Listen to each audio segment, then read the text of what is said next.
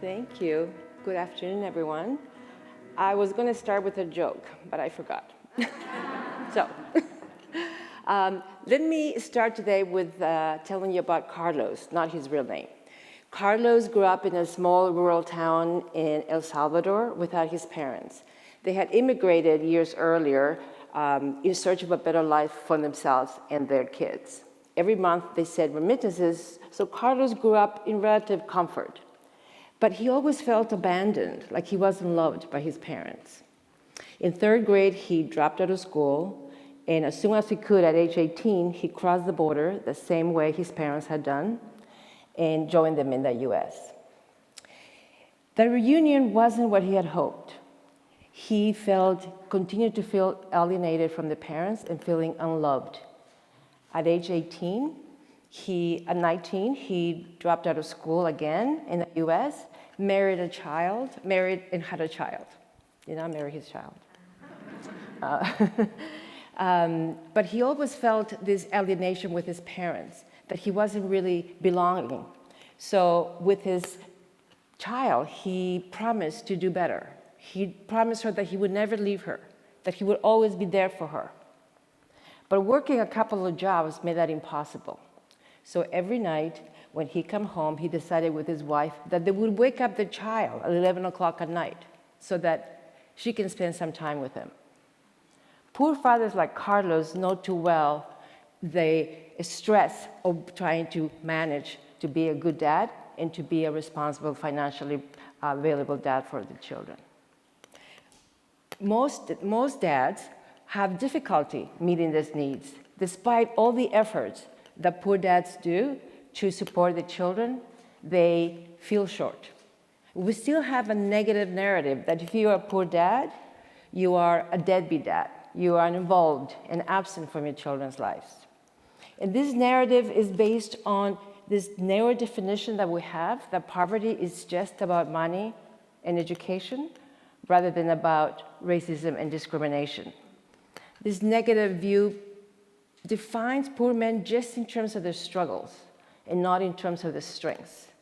And it reduces the parenting role to that provider only.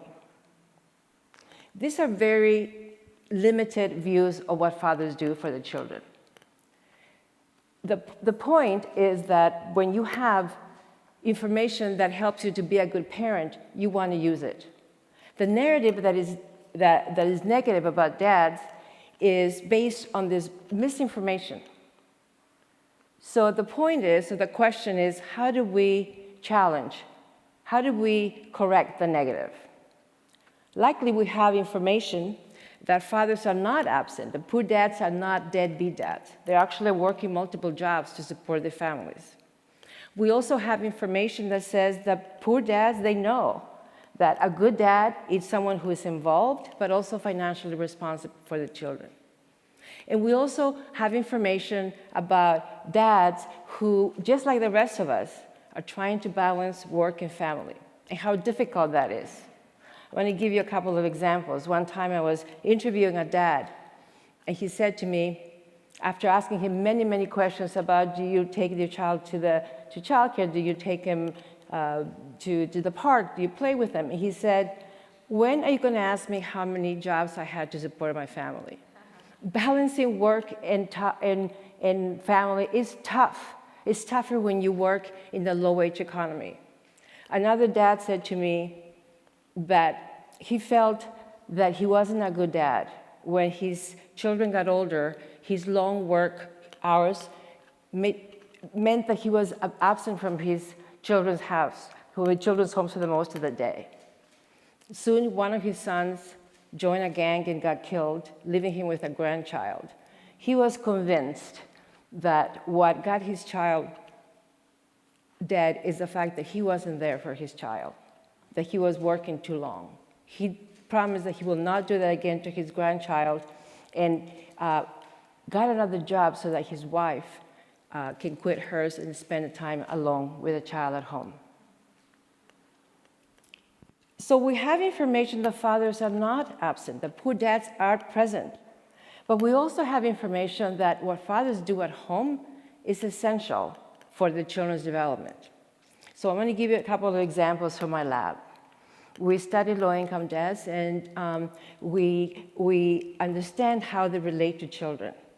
One of our studies showed that the early father-child relationships are key for human development, for healthy development.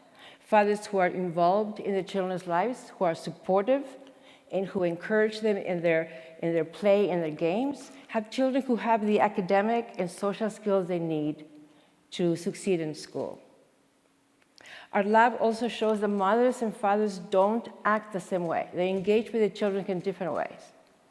In one of our interactions with our parents, one dad says to playing with his child, she says to him, "Daddy, look, it's a tiger," pointing to his shirt. He says, "It's not a tiger, it's a cheetah, but you were close," trying to explain the difference between a cheetah and a tiger to his daughter, to a 24-month-old baby.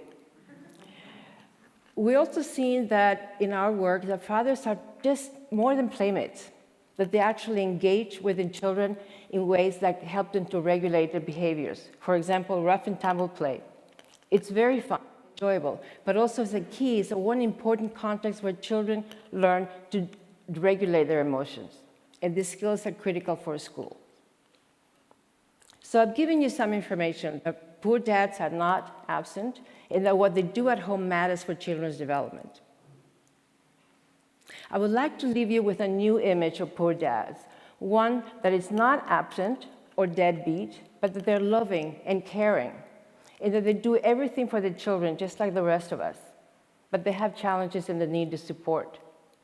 I would also like to remind you that children love their dads, that for them, their dads are the hopes and dreams of the future, the healthy and active and beautiful life that's ahead of them depends on the love and care that they get from their fathers. Fathers are doing all they can to support their children. We are not. We have a long way to go. So I'd like to conclude with a call to action. Public policies continue to insist that the most important thing that a dad can do for his child is to pay, and pays very little attention to the other dimension of parenting, to provide love and emotional support. We need to maximize our public investments in our children by also investing in their dads, not just in the role as economic provider, but also in a role of loving and nurturing parent who are willing to do anything they can for the children. Thank you.